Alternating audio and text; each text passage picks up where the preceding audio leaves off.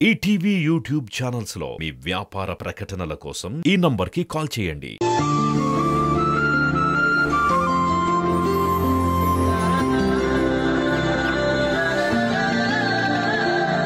మీ భర్త మేఘన కోసమే గెస్ట్ హౌస్ని రెడీ చేయించారు.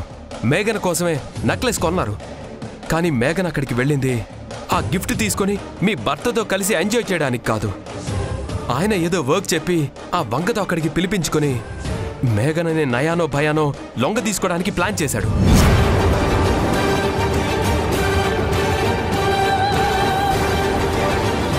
కానీ నాకు ఫోన్ చేసిన మనిషి మేఘన కూడా రిషిని ఇష్టపడుతుందని, నువ్వే మేఘనని బెదిరించి కంట్రోల్లో పెట్టావని. అవన్నీ పచ్చి అబద్ధాలు మేడం. అసలు మేఘన గురించి నాకంటే బాగా మీకే తెలుసు. అలాంటి మీరా మాటలు ఎలా నమ్మారు? చూడమ్మా, ఇది జరిగినప్పుడు మేఘన నీ భర్త చేసే దారుణాల్ని ఇంటికొచ్చి మాతో చెప్పుకుని బాధపడేది. కానీ మేమెవ్వరూ ఏమీ చేయలేని నిస్సహాయ స్థితిలో ఉండేవాళ్ళం. మరిదంతా అప్పుడు నాకెందుకు చెప్పలేదు? మీకు మీ భర్త మీద ఎంత నమ్మకం ఉందో మాకందరికీ తెలుసు. అందుకే మేము మీతో ఏదైనా చెప్పామంటే మీరు బాధపడతారని ఏం జరిగినా మీతో చెప్పకుండానే మాలో మేమే దాచుకునేవాళ్ళం.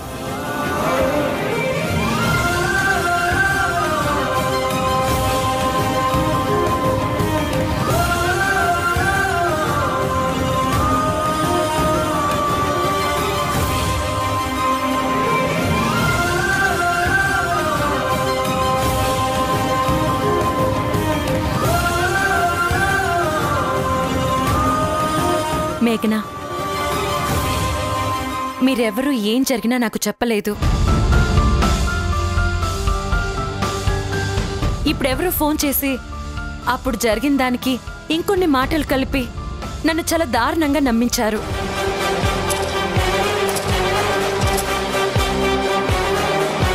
ఆడదాన్ని కదా, భర్తల మీద ఆడవాళ్లకుండే పొసెసివ్నెస్సే నాలోనూ ఉండి ఆ మాటలన్నీ యాస్టీస్గా నమ్మేశాను.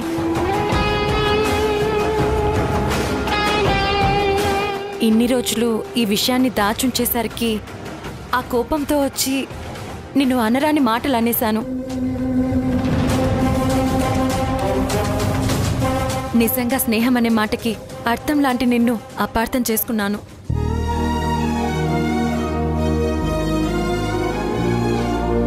ప్లీజ్ మేఘనా, నన్ను క్షమించు. లేదంటే నీ కోపం బాధ తీరేలా నన్ను శిక్షించు.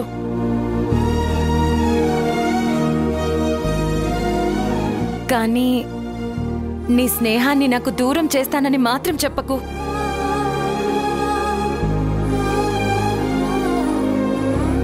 ఆ శిక్షని మాత్రం నేను భరించలేను. అదే చేస్తే నీలాంటి మంచిదాన్ని మాటలన్నీ దూరం చేసుకున్నానన్న బాధతో నేను చచ్చిపోతాను మేఘనా.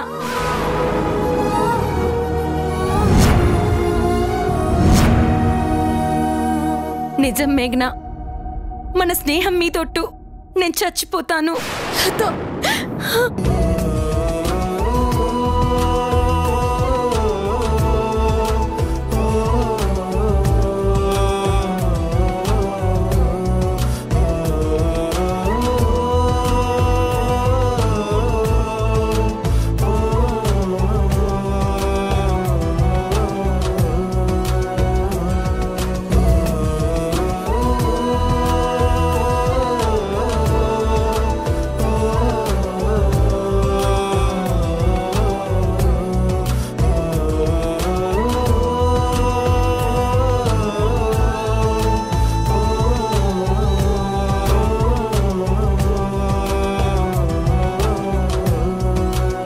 ఇప్పుడు చెప్తున్నాను, ఆ రిషి జైలు నుంచి బయటికి రాగానే వాడి నుంచి నేను డివోర్స్ తీసుకుంటాను.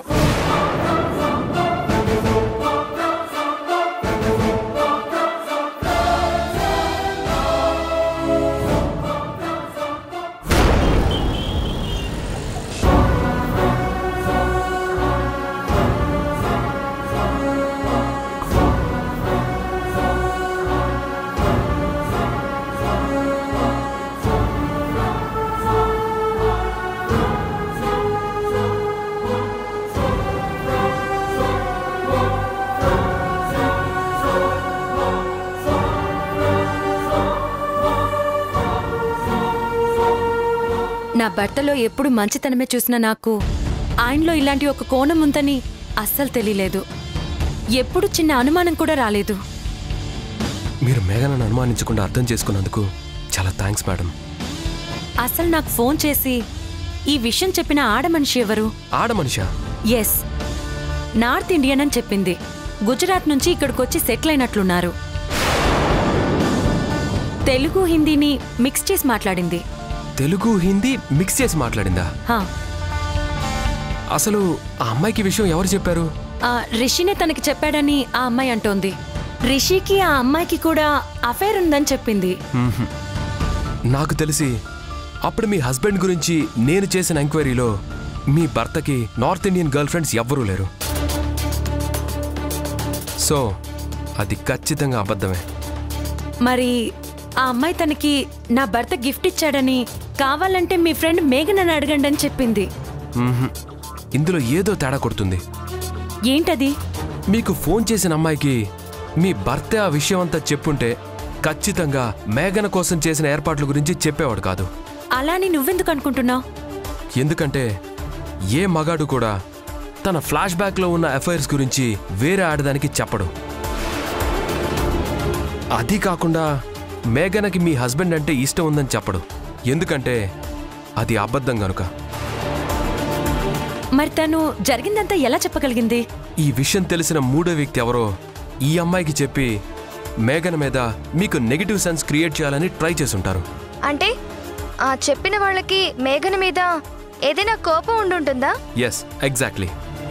మేఘనకి ఇప్పుడు మిగిలిన సపోర్ట్ మీరే కాబట్టి మిమ్మల్ని తనకి దూరం చేయడానికే ఆ అమ్మాయి చేత మీకు ఫోన్ చేయించారు. కానీ ఆ అమ్మాయి ఎవరు?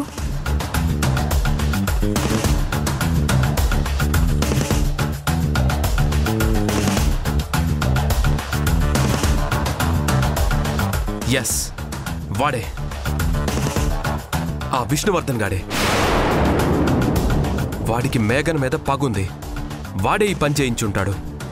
ఎస్, నువ్వు కరెక్ట్గా అనాలిసిస్ చేసావు నందు. ఇప్పుడు నాకు అర్థమవుతుంది. ఆ అమ్మాయి మాటల్లో మేఘన అనే మాట వినిపించినప్పుడల్లా ఏదో తెలియని కోపం ఉందనే అనిపిస్తుంది. ఎస్, ఆ విష్ణువర్ధన్ రిషి కలిసే జైలుకు వెళ్లారు. జైల్లో రిషి ఈ విషయం చెప్పుంటాడు. దాన్ని విష్ణువర్ధన్ తనకి బాగా క్లోజ్ పర్సన్తో ఇలా చెప్పించుంటాడు. విష్ణుకా పనిచేసిన పెట్టిన అమ్మాయి ఎవరై ఉండొచ్చు? అయినా తనకి మనతో పనేంటి? మేఘనని బ్యాట్ చేయడానికి ఆ విష్ణువర్ధన్ ఏ దారి ఎంచుకున్నా ఆ దారి తెలుసుకోవాలి. ఆ దారిని పట్టుకొని విష్ణువర్ధన్ని క్లోజ్ చేసేయాలి. మేఘనని సేవ్ చేయాలి. నేను తన కోసం ఏదన్నా చేస్తానంటే మేఘన అస్సలు సపోర్ట్ చేయదు. సో మేఘనకి నేను ఇన్విజిబుల్గా ఉంటూనే మేఘన్ని కాపాడాలి. కనిపించే శత్రువుకి కళ్ళ ముందుండే మేఘనకి మధ్య కనిపించకుండా గోడ కట్టాలి. అలా చెయ్యాలంటే వాడు మనకి తెలియకుండా దాచి నాటకం ఆడిస్తున్న ఆ ఆడమనిషి ఎవరో తెలుసుకోవాలి. వాడి ప్లాన్ మొత్తం మనం తెలుసుకోవాలి.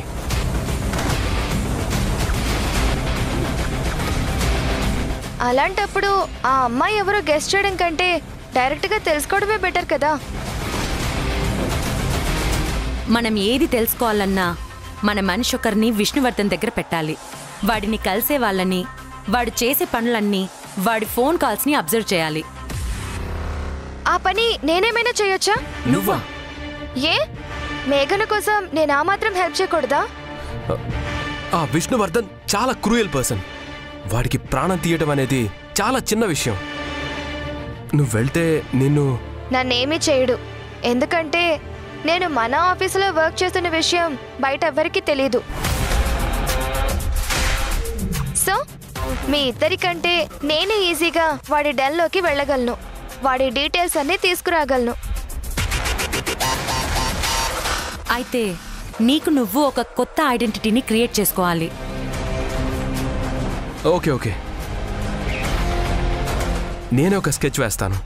అది ఫాలో అయితే వాడి డెన్లోకి ఎంటర్ అవడం నీకు ఈజీ అవుతుంది.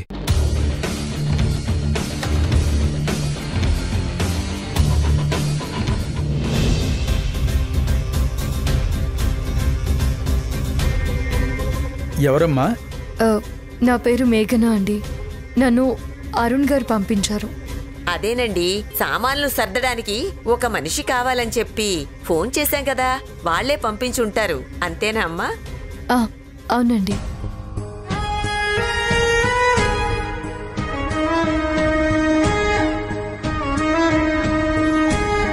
బాగా వయసు అయిపోయింది. కొడుకులిద్దరు, కూతుళ్ళు ముగ్గురు, ఎవ్వరూ దగ్గర లేరు. మాకు ఓపికలు లేవు. ఆధారపడే వయస్సు వస్తే ఆసరా ఏదా అని ఆరాటపడాల్సొస్తుంది. ఈయన జీవితమంతా పిల్లల కోసం, వాళ్ల సంతోషం కోసం కష్టపడి సంపాదించి బోలెడంత కూడబెట్టి వాళ్ళకిచ్చారు. కాని ఇప్పుడు మాకు తెలుస్తోంది, సంపాదించడం అంటే కేవలం డబ్బే కాదు, పాడే కట్టే వరకు తోడుండే ప్రేమల్ని సంపాదించుకోవాలని. లేదంటే ఇదిగో ఇలాగే ఒంటరిగా బతకాల్సి వస్తుంది.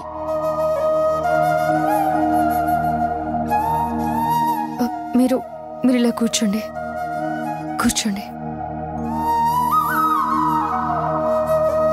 ఒక్క మాట చెప్పిన పెద్దమ్మ, ప్రేమించిన వాళ్ళు పట్టించుకోరని, ప్రేమించే వాళ్ళు లేరు అని బాధపడకండి. ఎందుకంటే మీరు పిల్లలంటే ప్రేమ ఉన్నవాళ్ళు, వాళ్ళు అమ్మా నాన్నల మీద ప్రేమ లేనివాళ్ళు. గుర్తుంచుకోండి, మీరు ప్రేమ ఉన్నవాళ్ళు అంటే మీరే ఉన్నవాళ్ళు, వాళ్ళు ప్రేమ లేనివాళ్ళు అంటే వాళ్ళు లేనివాళ్ళు. భలే మాట్లాడుతున్నావు తల్లి. మనస్సుకి చాలా హాయిగా ఉంది నీ మాటలు వింటుంటే. సరే అయితే మీతో మాట్లాడుతూనే నేను సామాన్లు సర్దిస్తాను. అలాగే. మీరు అలా కూర్చోండి.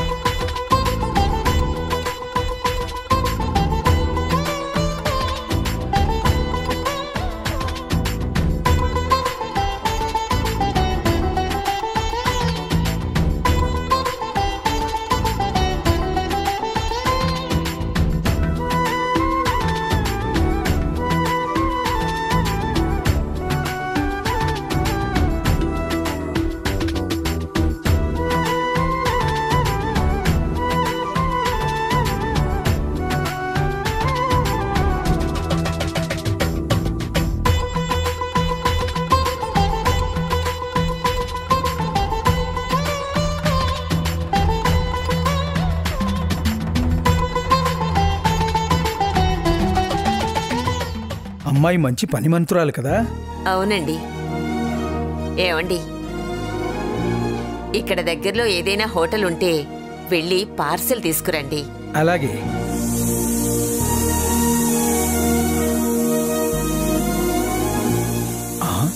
అదేంటే కిచెన్లోంచి విజిల్ సౌండ్ వస్తుంది?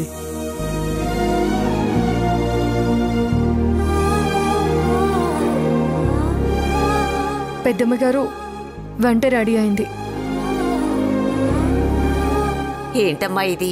సామాన్లు సర్దుతూ కిచెన్లోకి వెళ్ళొస్తుంటే ఏదో పనిచేస్తున్నావు అనుకున్నాం, కానీ ఇలా వంట కూడా చేస్తావనుకోలేదు. అందుకే ఇందాక నుంచి తాలింపు గుమగుమలు తెగొచ్చేస్తున్నాయి. నువ్వేమో పక్కింట్లో అంటావు. అయినా నీకెందుకమ్మా ఈ శ్రమ? శ్రమ కాదు పెద్దమ్మ, ప్రేమ. మిమ్మల్ని చూస్తే నా తల్లిదండ్రులు గుర్తొచ్చారు. అందుకే నా పిల్లల కడుపు నింపడం కోసం సామాన్లు సర్దే పనిచేస్తున్నాను. మీ కడుపు నింపడం కోసం వంట పని చేసి పెట్టాను. చాలు, నాకు మనసు నిండిపోయింది. రామా, మనం కలిసి భోంచేద్దాం. అయ్యో నేనా? అయ్యో, ఇంకేం చెప్పకమ్మా, పద పద.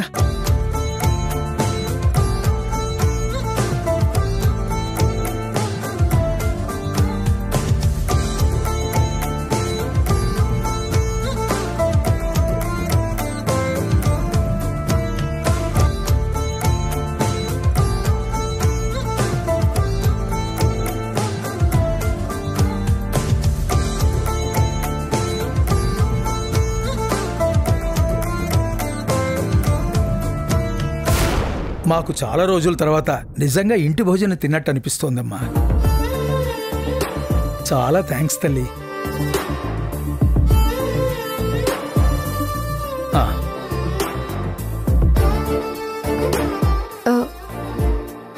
ఇదేంటండి, నాకు 1000 రూపాయలని అరుణ్ గారు చెప్పారు, మీరు 1500 ఇచ్చారేంటి? తీసుకోండి. సామాన్లు సర్దడానికి వచ్చి రుచికరమైన వంట కూడా ఎందుకు చేసి పెట్టావని నేను అడగలేదు కదమ్మా. ఇది అంతే, తీసుకో. చూడండి, నేను నా సంతోషం కోసం మీకు వండి పెట్టాను. ఆ సంతోషాన్ని సంతోషంగానే ఉంచాలంటే దానికి విలువ కట్టొద్దు ప్లీజ్. నీ మనసు చాలా గొప్ప తల్లి. వస్తాను పెద్దమ్మ.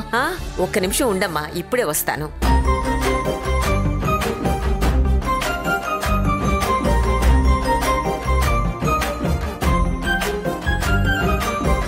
నువ్వు నా కూతురు అనుకుని తాంబూలం ఇస్తున్నాను తల్లి, కాదనకు.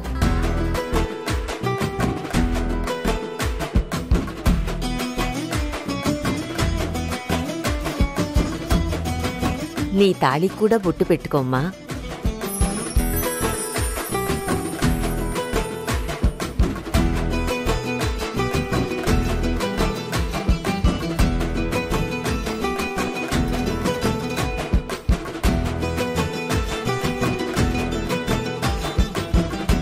ఇంత మంచి మనసున్న నీకు చాలా మంచి మొగుడే వచ్చుంటాడు. మీ ఆయన ఏం చేస్తారమ్మా?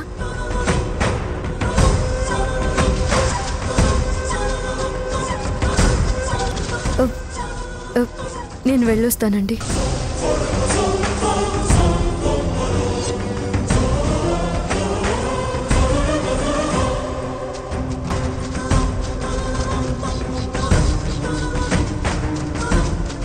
అదేంటండి, అడగకూడదు అడిగినట్టు అలా వెళ్ళిపోయింది?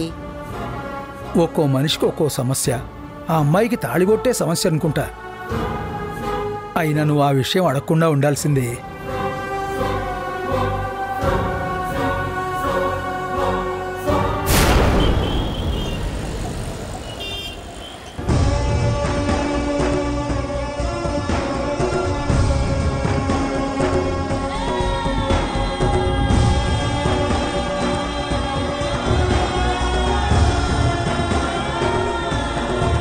ఇంత మంచి మనసున్న నీకు చాలా మంచి మొగుడే వచ్చుంటాడు.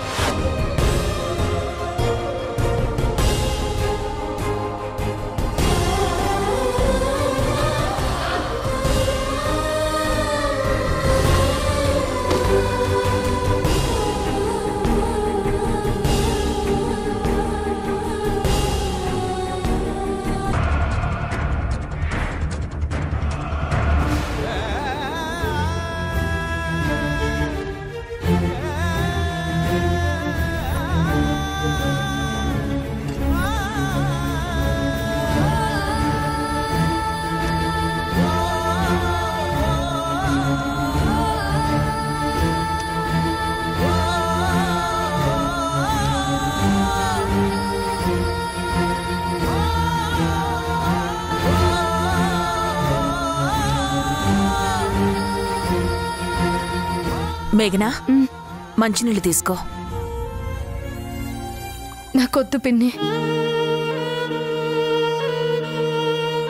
ఏం జరిగిందమ్మా?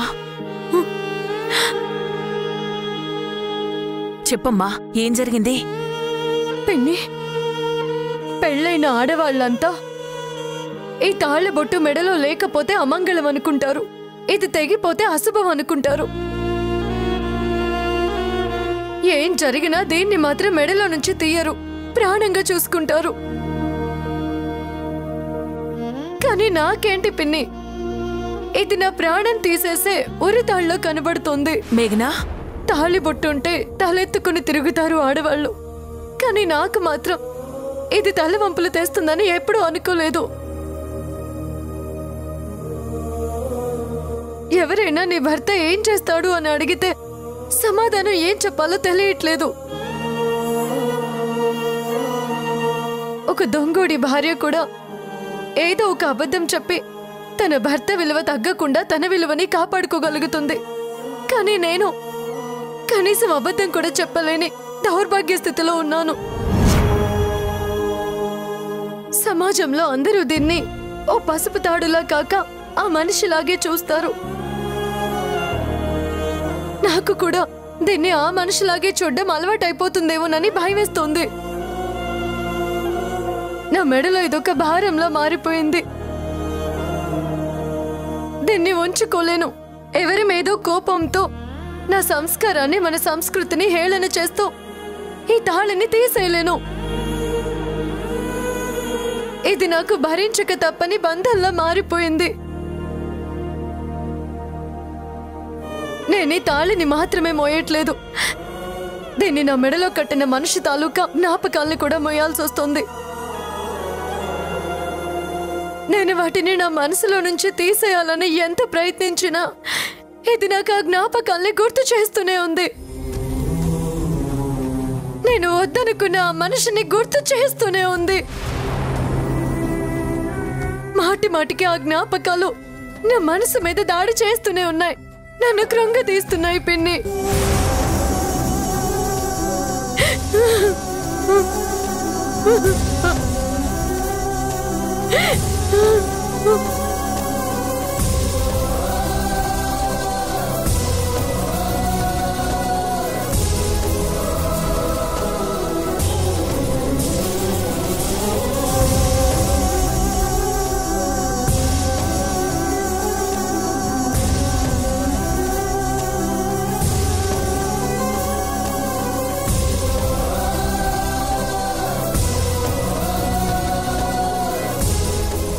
నువ్వేం టెన్షన్ పడకు, కానీ చాలా జాగ్రత్తగా మాట్లాడు.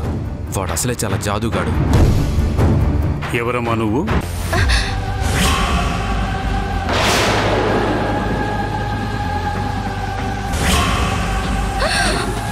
చెప్పమ్మా, నీ పేరేంటి? ఎక్కడి నుంచి వచ్చావు? ఎవరు పంపించారు? చెప్పు. ఈటీవీ విన్ యాప్ రోజుకి కేవలం రూపాయి మాత్రమే. ఇప్పుడే ఈటీవీ విన్ యాప్ డౌన్లోడ్ చేసి సబ్స్క్రైబ్ చేయండి.